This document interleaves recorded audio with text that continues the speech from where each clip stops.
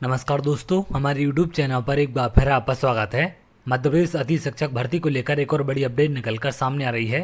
जैसा कि आप यहां पर देख रहे हैं, अति शिक्षकों की नियुक्ति में फर्जीवाड़ा। तो गेस्ट टीचरों की नियुक्ति में किस प्रकार से फर्जीवाड़ा किया जा रहा है, क्या क्या चीज़ें अलग अलग जिलों में देखने मिल रही हैं, इन सब को लेकर एक बड़ी अपडेट निकलकर सामने आ रही है।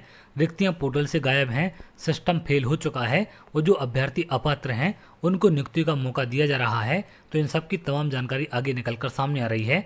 अगर आप यहाँ देखें, फर्जीवाड़ा, रिक्तियां गायब, सिस्टम में पारदर्शिता फेल, संकुल प्राचार्य और ऑपरेटर का राज, तबादले के बाद नई कवायद में जिला बना काली छाया, अतिथि शिक्षकों की नियुक्ति में फर्जीवाड़ा। तो इस प्रकार की स्थिति लगभग सभी जिलों में देखने मिल रही है। वो सभी जिलों में इस प्रकार के फर्जीवाड़े किए जा रहे हैं। अगर इसे हम थोड़ा सा जूम करें तो यहाँ पर आप देखें, मध्य प्रदेश में स्कूल शिक्षा विभाग ने शिक्षकों के तबादलों के बाद रिक्त पदों पर अतिथि शिक्षकों की ऑनलाइन नियुक्ति की प्रक्रिया शुरू कर दी है। लेकिन अनूपपुर जिले में यह कवायद पारदर्शिता से ज़्यादा भ्रष्टाचार की पर्याय बनती जा रही है। स्कूल शिक्षा विभाग ने सत्र 2025-26 के लिए जीएफएमएस पोर्टल पर रिक्त पदों का विवरण प्रदर्शित कर ऑनलाइन आवेदन बुलाए हैं। लेकिन अनूपपुर में अधिकांश शासकीय विद्यालयों के रिक्त पदों की जानकारी पोर्टल पर अदृश्य है। तो ये सिर्फ अनूपपुर की हालत नहीं है, प्रदेश के सभी जिलों की इस प्रकार की कंडीशन है कि जो पद खाली हैं उनको पोर्टल पर प्रदर्शित नहीं किया गया है। आखिर उन पर क्या काम चल रहा है या फिर किस तरीके से आगे फर्जीवाड़ा हो सकता है, इन सब के बारे में यहाँ पर तमाम जानकारी है। अपात्रों को मौका, पात्र ठगे हुए, विभाग के निर्देश साफ हैं कि आवेदन ऑनलाइन होंगे, चयन भी ऑनलाइन होगा। लेकिन यहाँ संकुल प्राचार्य और स्कूलों के कंप्यूटर ऑपरेटर ही नियुक्ति की पूरी प्रक्रिया के किंग मेकर बने हुए हैं। पात्र शिक्षक फाइलें और दस्तावेज लिए बीईओ, डीईओ और सहायक आयुक्त कार्यालयों के चक्कर लगा रहे हैं, लेकिन कहीं से भी कोई स्पष्ट सूचना नहीं दी जा रही है। पोर्टल पर रिक्तियां ही अपडेट नहीं की गई हैं, तो आवेदन पात्र करें भी तो कैसे। तो रिक्तियों को अपडेट नहीं किया गया है। जो संकुल प्राचार्य हैं और इसके साथ साथ जो कंप्यूटर ऑपरेटर हैं, इन दोनों के द्वारा कई स्कूलों में गलत तरीके से भर्तियां की जा रही हैं। अगर आपके आसपास के स्कूलों में ऑफलाइन भर्ती की जाती है तो आप भी उसकी शिकायत कर सकते हैं।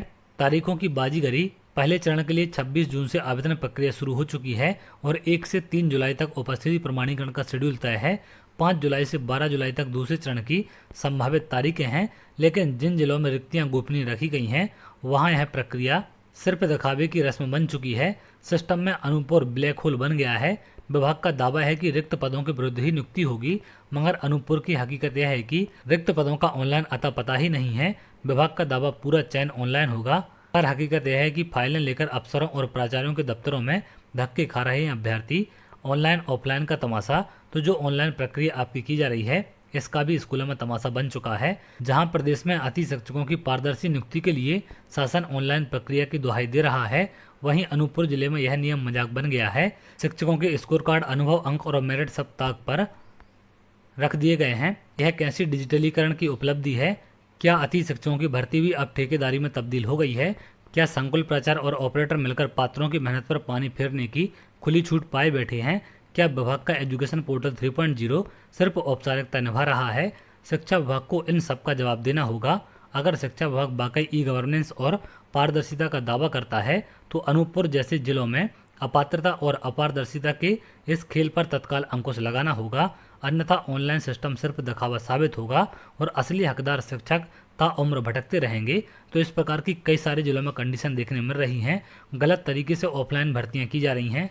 तो अगर आपके आसपास के स्कूलों में इस प्रकार की कंडीशन देखने मिलती हैं तो बिल्कुल आप लोग उसकी शिकायत कर सकते हैं, क्योंकि अगर इस प्रकार से ऑफलाइन गलत तरीके से भर्ती की जाएगी तो जो अभ्यर्थी पात्र हैं, ऑनलाइन प्रक्रिया का इंतजार कर रहे हैं, उनको पद नहीं मिल पाएंगे। और इसमें जो सबसे बड़ा रोल है वो है खाली पदों की संख्या को पोर्टल पर न प्रदर्शित करना। इससे काफ़ी सारे स्कूलों में गलत तरीके से भर्तियां हो सकती हैं।